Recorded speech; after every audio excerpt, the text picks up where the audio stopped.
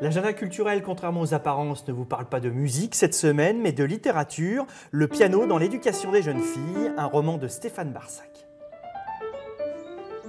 La campagne du Perche. C'est dans ce cadre reposant que Stéphane Barsac a écrit son ouvrage. Le personnage principal est un écrivain amoureux d'une pianiste. Le week-end arrivait. Sonia me proposa de partir pour la campagne avec Roxana. Elle pourrait répéter et je pourrais écrire à mon aise. Nous irions chez Antoine Roussel, un camarade du conservatoire dont les parents possédaient un manoir. C'est ainsi que nous nous rendîmes dans une propriété du Perche, où les roses éclataient de toutes les couleurs et où les arbres fruitiers, plantés dans le bois, étaient un régal propre à inspirer des suites pastorales, à défaut d'une symphonie. Avec humour, Stéphane Barsac se sert de cette relation pour décrire la société d'aujourd'hui, en pleine contradiction entre les traditions, le travail au long cours et l'immédiateté des nouvelles technologies. Aujourd'hui encore, on continue par exemple à jouer du piano avec tout ce que ça implique, en même temps qu'on vit à l'heure d'Internet. Et sur le plan amoureux, on voit bien qu'effectivement, à la fois on cherche le grand amour, et il y a une débauche grâce à la technique, avec les sites de rencontres, tout ce qu'on veut, qui font que ce grand amour est recherché dans les conditions parfois les plus incroyables. L'auteur, journaliste de formation, mais aujourd'hui touche à tout, a voulu se faire plaisir. Il a écrit ce roman en fonction de ses envies, pas pour plaire à quelqu'un. Il faut avant tout que j'essaie de m'amuser avec ce monde complètement taré, complètement déjanté dans lequel nous vivons et qui est complexe à tel point qu'effectivement chacun a tendance à se replier sur soi-même, alors que ce qui est intéressant, c'est d'arriver justement à partager les uns avec les autres toutes nos perplexités, toutes nos interrogations et toutes nos recherches. Stéphane Barsac prend des notes dans ce calepin sur les gens qu'il rencontre, notes qui vont l'aider à créer des personnages. Un écrivain, par définition, c'est une éponge.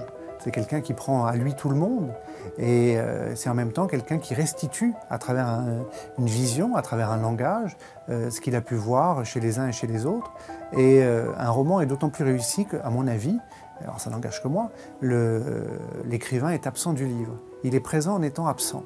Et effectivement, il y a beaucoup de moi, mais j'ai tenu à ce que tout ait sa propre logique et tous les personnages aient leur vie presque indépendante de la mienne. L'écriture de ce roman a pris plusieurs années. À peine publié, l'auteur travaille déjà sur un autre ouvrage au thème bien différent.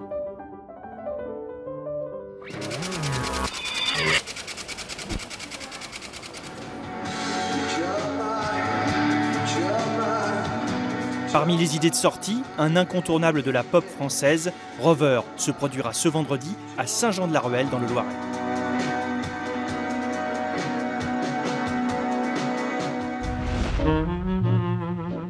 Les photos de Robert Capa, pour une fois exposées en couleur, à voir au château de Tours jusqu'au 29 mai.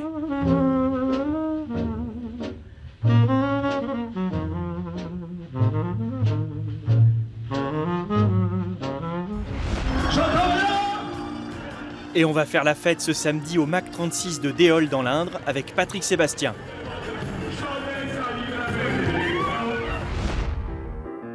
Pour finir, du piano, pour de vrai cette fois-ci. Aline Piboul se produira dimanche matin à Orléans, salle de l'Institut.